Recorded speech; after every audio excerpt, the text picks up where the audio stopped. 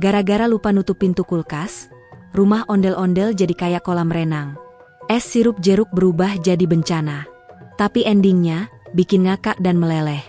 Assalamualaikum warahmatullahi wabarakatuh, teman-teman semua. Sebelum lanjut nonton, yuk bantu channel ini dengan cara klik tombol like, tulis komentarnya, dan subscribe biar nggak ketinggalan cerita lucu ondel-ondel lainnya. Bismillahirrahmanirrahim, kita mulai kisah gokil hari ini bareng ondel-ondel kesayangan kita. Segala puji hanya milik Allah, Tuhan yang telah memberikan nikmat tawa dan keceriaan dalam kehidupan kita. Jangan lupa ya teman-teman, tulis sholawat untuk Nabi Muhammad Shallallahu Alaihi Wasallam beserta keluarganya di kolom komentar. Sholawat bisa membawa keberkahan luar biasa. Mari kita selalu meningkatkan ketakwaan kepada Allah. Karena setiap hal kecil yang kita lakukan bisa jadi pelajaran besar dalam hidup. Seperti dalam Al-Quran Surah Al-Baqarah ayat 286. Allah tidak membebani seseorang melainkan sesuai dengan kesanggupannya. Nah, meskipun ondel-ondel kelabakan menghadapi kulkas banjir, tapi akhirnya dia tetap bisa menghadapi masalah dengan sabar dan usaha sendiri.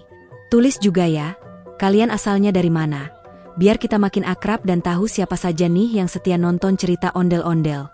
Dan yang paling penting, tonton sampai habis karena nanti ada pertanyaan rahasia di deskripsi. Kalau kamu jawab benar di komentar, akan dapat hadiah spesial yang akan diumumkan di akhir video. Pagi itu, suasana di rumah ondel-ondel terasa tenang dan cerah. Burung-burung berkicau merdu di luar jendela, dan angin semilir masuk lewat celah-celah ventilasi dapur yang belum sempat ditutup.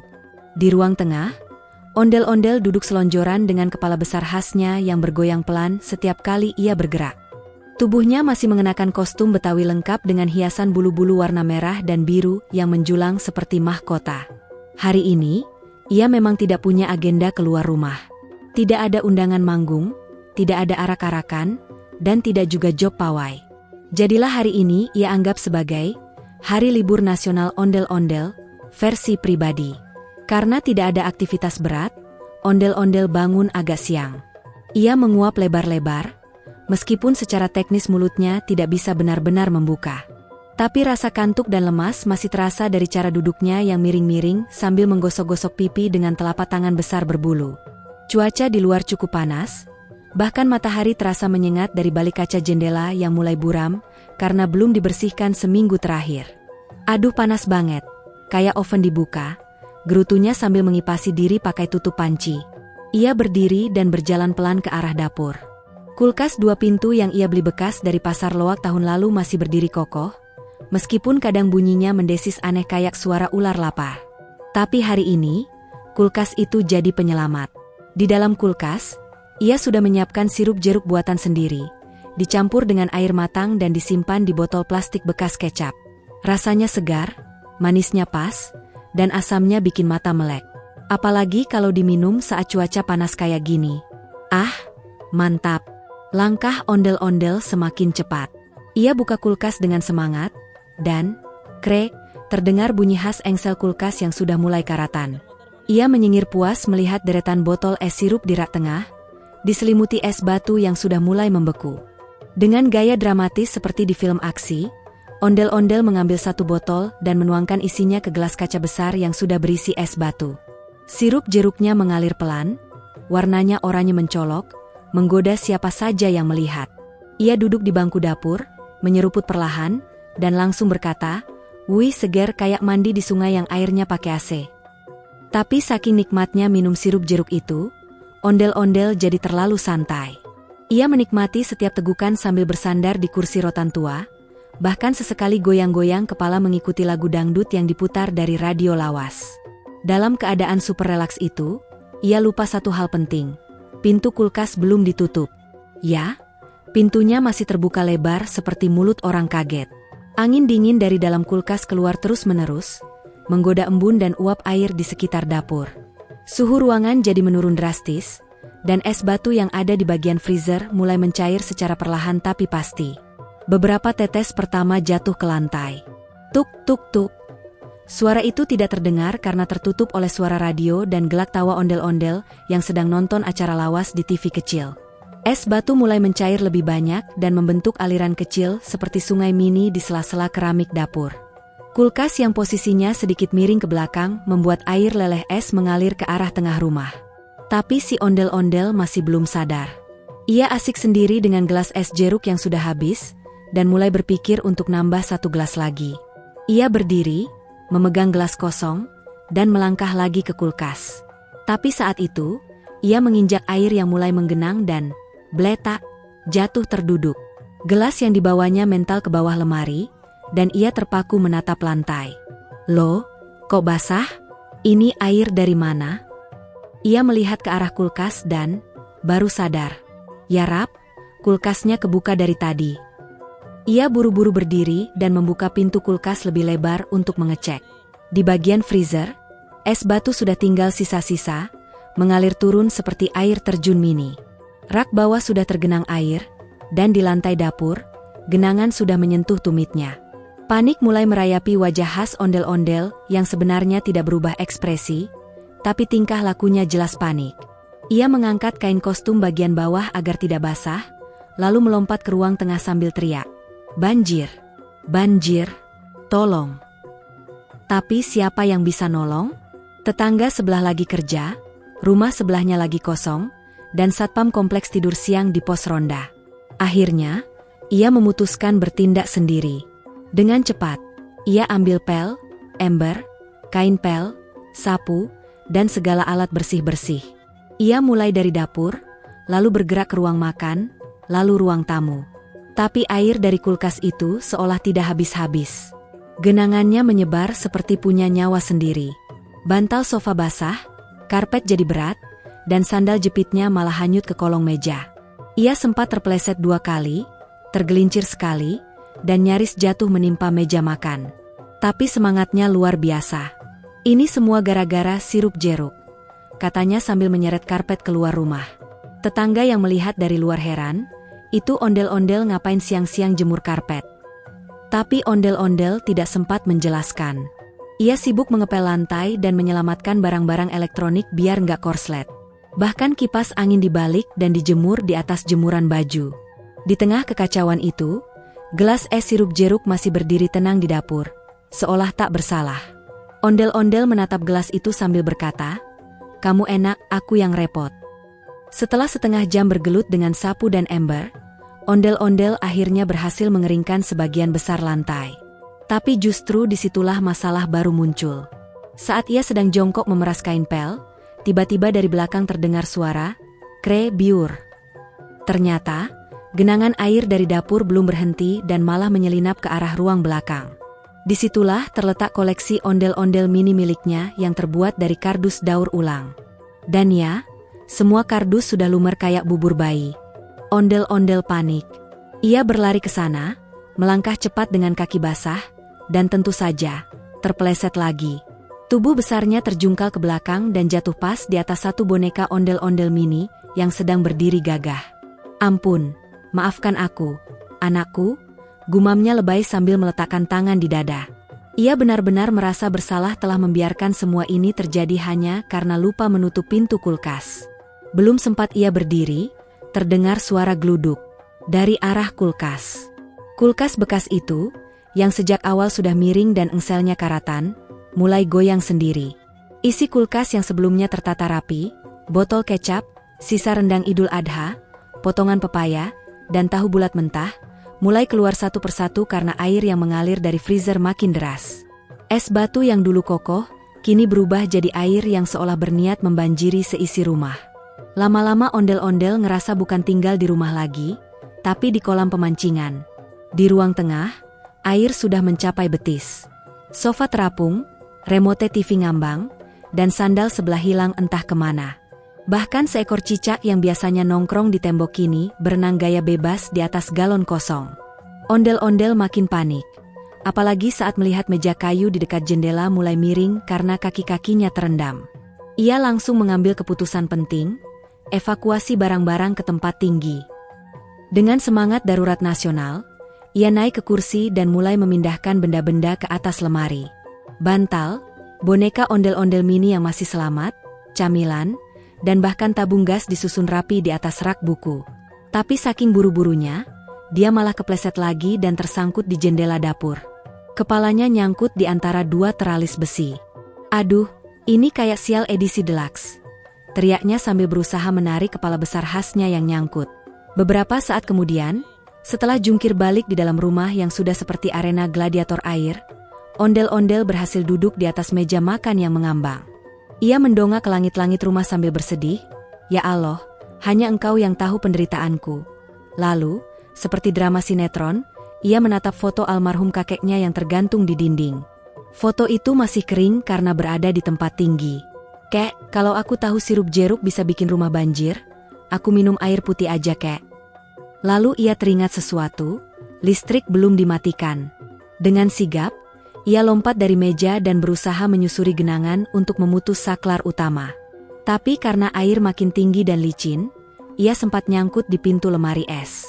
Dalam posisi seperti itu, ia berkata, "Kalau ada yang lihat, ini pasti kelihatan kayak ondel-ondel yang tenggelam di lautan es batu."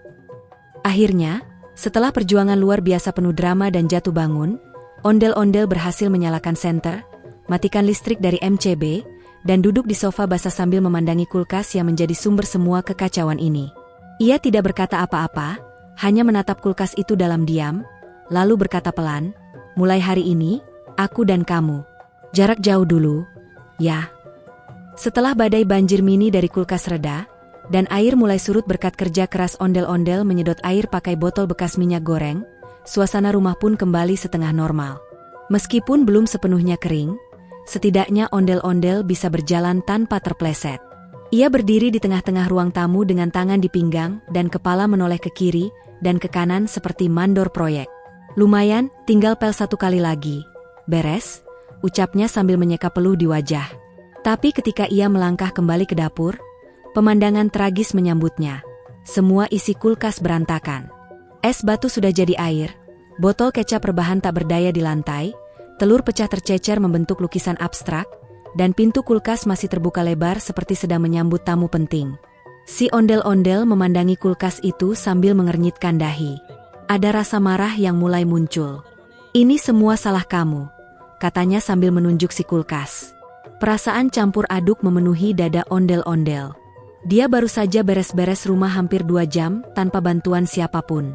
Kakinya pegal, punggungnya kaku, dan rambut palsunya yang biasanya rapi kini miring sebelah seperti habis naik motor tanpa helm. Saat ia melangkah lebih dekat, tiba-tiba pintu kulkas tertutup sendiri secara perlahan, seperti menghina. "Hah? Mau nutup sekarang? Tadi kemana aja waktu air tumpah segentong?" Tanpa pikir panjang, dengan kekesalan yang menumpuk sejak jatuh pertama tadi, ondel-ondel pun mengangkat kakinya yang besar dan dor. Ia menendang pintu kulkas keras-keras. Seketika suara keras menggema, "Braaak."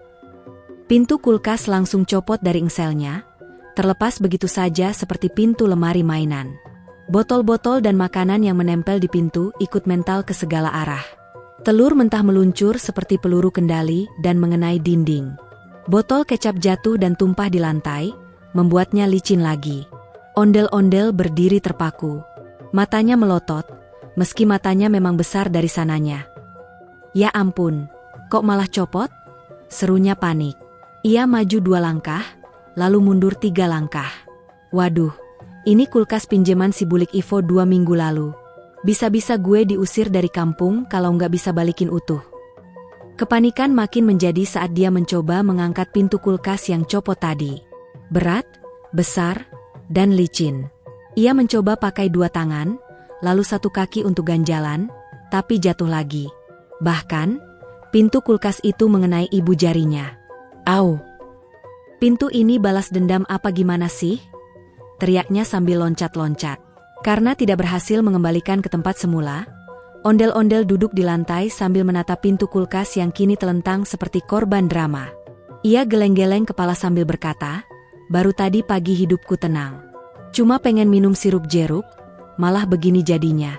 Rumah banjir, koleksi ondel-ondel kardus tewas, kulkas rusak, dan sekarang jempol bengkak."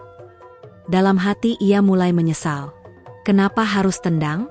Kenapa nggak didiamin aja? Tapi rasa kesal tadi benar-benar menguasai logika. Dia bangkit lagi dan berkata, "Ya sudah, ini pelajaran. Mulai hari ini, gue nggak boleh gampang emosi." Tapi belum selesai bicara, kepalanya malah membentur pintu dapur yang kebetulan setengah tertutup. Dag! Yah, ini pintu ikut-ikutan. Kejadian-kejadian lucu terus berlanjut. Ketika ia mencoba memindahkan isi kulkas ke tempat lain, satu bungkus tahu mentah bocor dan isinya tumpah ke celana. Wajahnya langsung meringis. Ya Allah, tahu-tahu bau tahu. Lalu saat mencoba mengambil botol sirup jeruk yang masih tersisa, tangannya terpeleset dan botolnya jatuh ke wajahnya sendiri. Sirup jeruk muncrat dan membasahi seluruh mukanya yang besar. Seketika wajahnya penuh dengan sirup lengket. Ia terdiam beberapa detik, menatap refleksi dirinya di pintu kulkas yang tergeletak. Aku, siapa? Kenapa aku kayak es campur jatuh? Gumamnya sambil menyeka wajah pakai tisu basah. Tapi tetap lengket. Ia pun menyerah. Duduk lemas di lantai dapur yang kini seperti medan perang. Sirup, telur, tahu, kecap, dan pecahan es bertebaran di mana-mana. Tak lama kemudian, seekor kucing liar masuk dari jendela dapur dan dengan santai menjilat sisa tahu di lantai. Ondel-ondel hanya bisa memandang. Enak banget hidup lo, nyantai. Gue di sini kayak habis perang lawan kulkas. Si kucing menatapnya, lalu pergi begitu saja. Ondel-ondel pun bergumam, bahkan kucing aja nggak mau temenan sama gue sekarang. Meski semuanya kacau, dalam lubuk hatinya, ia tahu semua ini pelajaran. Pelajaran dari kulkas, dari sirup jeruk, dan dari emosi sesaat yang bikin masalah tambah runyam. Ia akhirnya berdiri perlahan, menatap langit-langit dapur, lalu berkata pelan, "Maaf ya kulkas. Mungkin tadi aku terlalu keras. Tapi kamu juga harus belajar nutup pintu sendiri." Setelah menghela napas panjang, ondel-ondel berjalan gontai ke sudut dapur. Kostumnya yang semula gagah kini terlihat seperti gorden kusut kehujanan. Ia duduk di bangku kecil dekat rak sendok sambil menopang dagu. Wajahnya yang selalu tersenyum, khas ondel-ondel Betawi, tetap terlihat ceria, tapi hatinya remuk redam kayak kerupuk ketindihan galon. Kulkas rusak. Pintu copot. Isi berserakan. Rumah baru kering dari banjir. Sekarang jadi ladang kecap, sirup, dan tahu bocor. Semuanya berawal dari satu hal, es sirup jeruk. Ya Allah, kenapa cuma mau minum dingin malah jadi petaka segede ini? Gumamnya penuh penyesalan sambil memandangi gelas sirup yang tadi bikin hidupnya jungkir balik. Setelah merenung lama dan menyalahkan nasib, perutnya mulai berbunyi. Kerucuk-kerucuk. Suara khas perut lapar. Ia tersentak. Baru ingat, dari tadi belum makan. Tapi, semua isi kulkas sudah kacau balau. Es batu mencair, makanan tergenang, dan telur-telur pecah berkeping-keping seperti hatinya. Ia bangkit pelan, membuka satu lemari dapur berharap ada mie instan sisa. Tapi yang ditemukan hanyalah sisa-sisa bawang kering dan plastik minyak goreng kosong. Akhirnya, ia duduk lagi, memandangi botol sirup jeruk yang tadi terjatuh dan kini tinggal setengah. "Bikin es sirup jeruk lagi, ya?" katanya sambil mengangkat botolnya. Tapi pas buka kulkas, dinginnya hilang. Udara dalam kulkas kini sama hangatnya dengan kipas angin yang tak nyala. Semua es batu lumer, dan airnya pun sudah disedot habis tadi saat banjir kecil melanda rumah. Ia coba tetap tenang, tapi kepalanya sudah mulai berasap. Gimana mau minum es kalau gak ada esnya? Gimana mau ada esnya kalau kulkasnya rusak? Gimana kulkasnya bisa rusak kalau tadi gak ditendang? Gimana gak ditendang kalau dari awal gak lupa nutup pintu? Gimana bisa lupa? Ia berhenti di situ. Mendadak hening. Ia menatap kosong ke arah kulkas, lalu bicara lirih, "Kayaknya ini semua salah sirup jeruk deh." Ia diam sebentar, lalu berdiri. "Gak bisa. Aku gak boleh nyerah. Ini rumahku, kulkasku, sirupku, dan hidupku." Dengan semangat membara, ia ambil kursi plastik, berdiri di atasnya, lalu mengangkat tangan tinggi ke atas seperti deklarasi perang. "Aku akan perbaiki kulkas ini, walau dunia menolak." Langkah pertamanya adalah buka YouTube. Dengan ponsel jadul, ia ketik, "Cara memperbaiki pintu kulkas copot." Video pertama dibuka, buffering 3 menit, baru muncul, "Halo Sobat Bengkel, hari ini kita akan belajar memperbaiki engsel pintu kulkas." Ondel-ondel menatap serius, mencatat langkah-langkah pakai bolpen yang tintanya hampir habis. Langkah kedua, Ia buka laci perkakas warisan dari kakek. Isinya, obeng minus, lakban, lem alteco, karet bekas sandal, dan kunci Inggris yang karatan. Yang penting niat, katanya yakin. Ia mulai menyusun ulang pintu kulkas. Tapi, ternyata engselnya bengkok. Ia coba luruskan pakai kaki. Engselnya patah.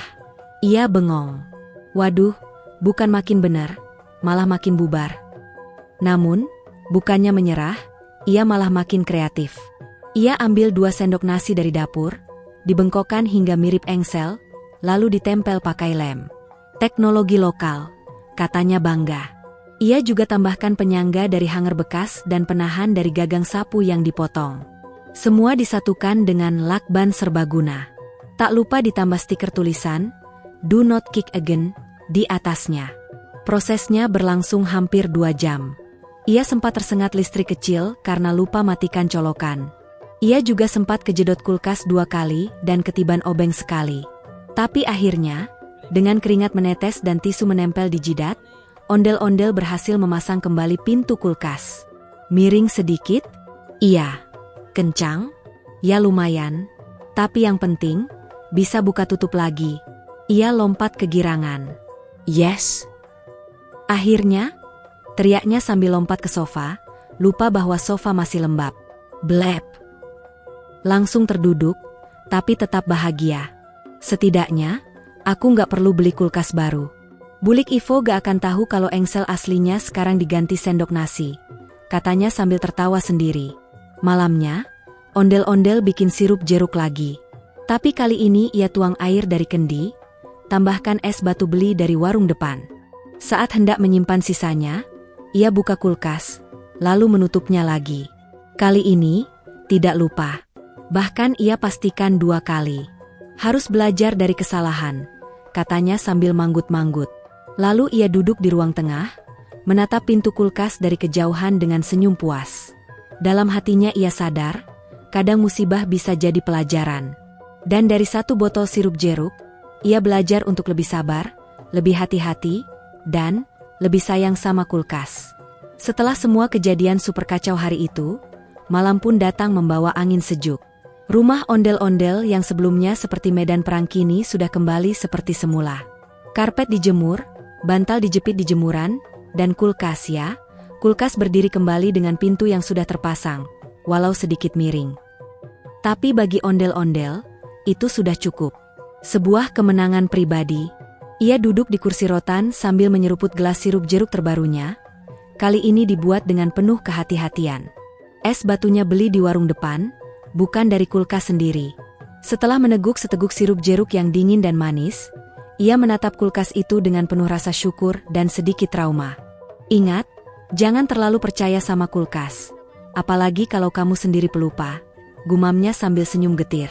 Tak ingin kejadian terulang, ia pun membuat sistem pengingat manual. Ia gantungkan lonceng kecil dari botol bekas di pintu kulkas. Jadi kalau kulkas dibuka dan lupa ditutup, lonceng akan bunyi, kring kring kring, mengingatkan. Ia juga menempelkan kertas bertuliskan, "Tutup pintu kulkas kalau tidak ingin rumah jadi kolam." Kertas itu ditempel pakai plester warna-warni, tepat di atas gagang kulkas.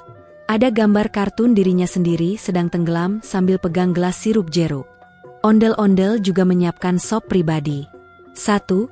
Buka kulkas maksimal 15 detik. 2. Tutup kulkas langsung setelah ambil barang. 3. Jangan minum sirup jeruk sambil nonton TV.